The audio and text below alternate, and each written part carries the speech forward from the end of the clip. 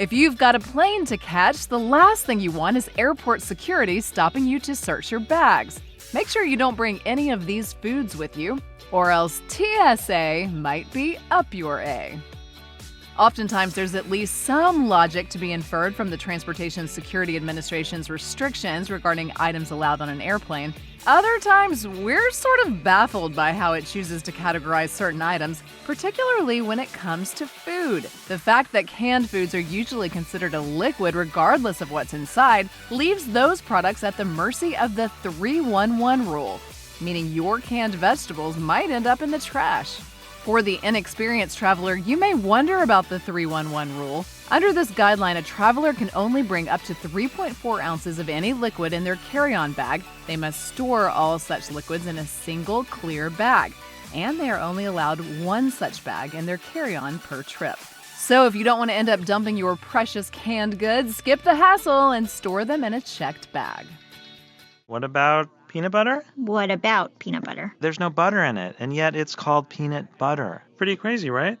If you're going by the TSA's guidelines, it appears that peanut butter is indeed a liquid. So if you're attempting to bring a jar of Skippy on your next flight, you'll still make your flight, but the peanut butter won't.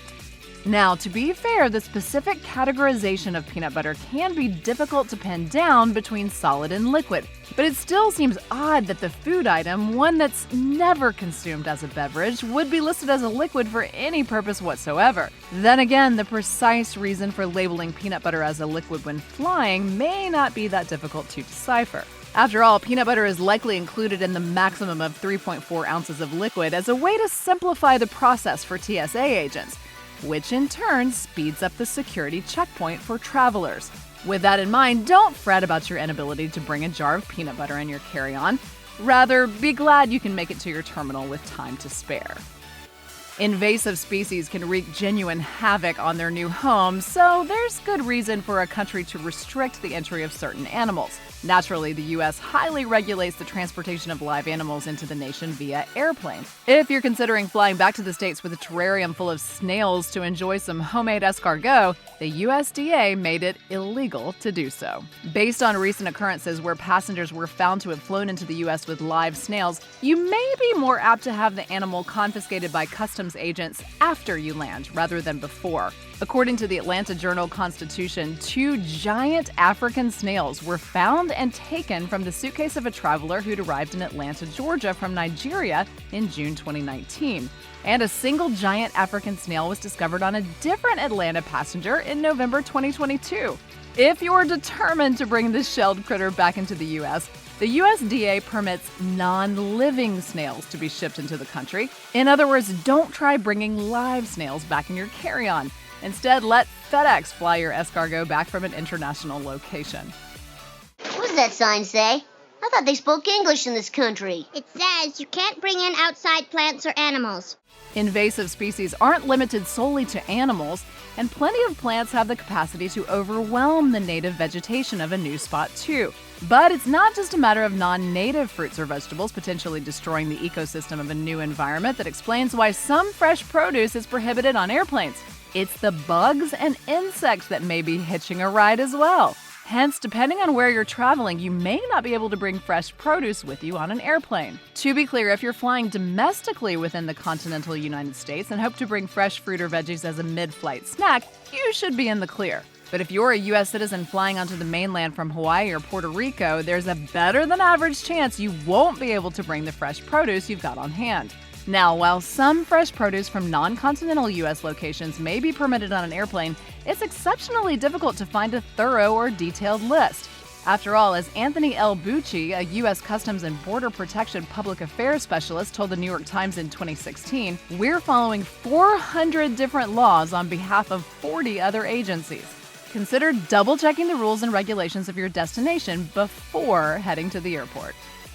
There's nothing in the world like lobster. Of course, while American lobster can be found along much of the Atlantic coast, it's most identified with New England. So while it's obvious why someone flying home after a weekend in New England would want to cook the bottom-dwelling sea insect, if you're hoping to transport a live lobster on an airplane, you'll want to check with the airline first, or the lobster might not make it on board. If you're curious why someone would want to fly with a live lobster as opposed to a dead one, the realities of shellfish as food make it impractical and dangerous to kill a lobster before preparing it. In fact, since live lobster flesh contains highly toxic bacteria that grow exponentially the moment a lobster is killed, per BBC Science Focus, the risk of food poisoning when preparing and eating an already dead lobster is incredibly high. Considering the lobster's increasing toxicity, it's understandable that someone would need to fly with a live lobster in order to eventually enjoy it. Just heed the TSA's advice if you choose to do so,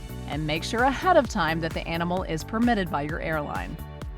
We've all been there. You're in a rush to make a flight, so you quickly pack your bag, leaving your items less than organized. However, if you're flying with certain foods or drinks, you won't want to be so lax about improper packing. If you're inclined to bring raw meat on an airplane, for example, you'll need to make sure you pack it precisely and ensure it fits the USDA requirements. Setting aside what might possess a person to fill their carry-on bag with poorly packaged or even loose pork chops, or any other type of raw meat, it's really quite clear why bringing such food in a state on an airplane is restricted.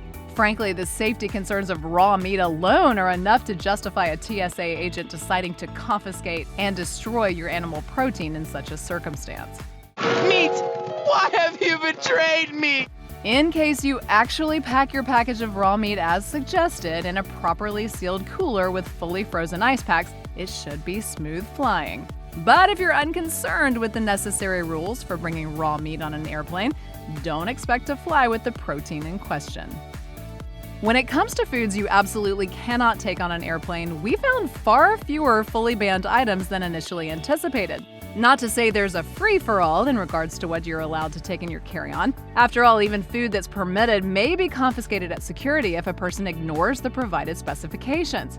In that vein, if you're looking to fly with frozen food in your carry-on, make sure it's fully frozen with no melted liquid present. Otherwise, that food is not making the trip.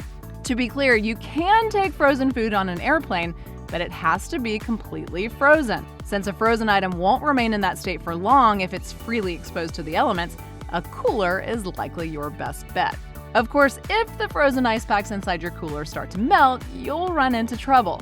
If any amount of liquid is detected, you almost certainly won't be able to bring it on the plane, as a carry-on at least. Perhaps you're pleasantly surprised to discover frozen foods aren't entirely banned on airplanes, but considering the strict requirements and the risk that a partially melted item won't make it on board, you may be best served simply keeping frozen items in your freezer at home. We'd have to believe that at this point you've noticed a not-so-subtle trend, namely that many foods you can't take with you in your carry-on bags can be secured and then flown in a checked bag instead. Yet, one specific type of beverage is completely banned from being taken on an airplane in the US, even in a checked piece of luggage: alcohol above 140 proof.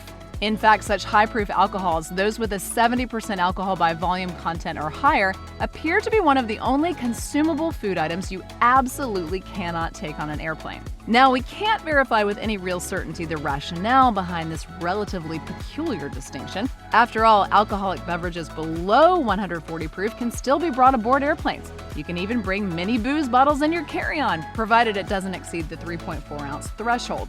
More than likely, or at least our assumption, the rule is based on the inherently greater flammability and resulting fire hazard posed by higher proof alcohols. I'm telling you, Molotov cocktails work. Anytime I had a problem and I threw a Molotov cocktail, boom, right away. I had a different problem. Whatever the reason, purchase your bottle of Bacardi 151 following your flight and stick with the lower proof rum at the duty-free shop. Rules around what you can and cannot bring on a plane are full of nuances. While solid hard cheese is allowed on planes without an issue, soft cheese is not. For example, cream cheese is considered a spread or dip and must adhere to the 3.4-ounce limit. Sadly, the standard size for tubs of cream cheese is 8 ounces, more than double what is allowed. The TSA made a special note of this rule on its Twitter account, stating that bagels are allowed on planes, but unless the cream cheese is already spread, you can't bring it in a standard tub. Previously, there was a case where a family attempted to take bagels, lox, and cream cheese on a plane, but unfortunately, the cream cheese was not allowed on the flight. One way around this is to spread the cream cheese on the bagel before passing through security, as this will generally make it exempt from the ruling. Cream cheese is not the only cheese that must follow this rule. Other soft cheeses such as mascarpone and brie must also be packed in a format of 3.4 ounces or less, or they will not be allowed on your flight. As we have learned so far, oftentimes the rules about what you can bring on a plane are not so much about the food themselves, but more about the way they are packaged. If you're traveling by a plane and bringing cupcakes, you will want to pack them in a way that they arrive in one piece. One of the safest ways to ensure this is to bake the cupcakes in individual mason jars. As it turns out, this kind of packaging will not make it through TSA. Cake and cupcakes themselves are permitted through TSA, but a 2011 case set a precedent that determined when the treats are packed in a jar, they somehow transform from being a food item to a liquid. The rationale, as reported by ABC News, is that since the frosting and fillings take the shape of a container, they are considered liquid, which is the same reason that prohibits you from bringing jars of peanut butter. However, if they are not encased in a jar and hold their shape, they are solid. Confused? So were many other people. However, the TSA defended its decision in a since-deleted blog post called Cupcake Gate. So if you plan on flying with sweet treats in the future, opt for a traditional cupcake over a jarred one.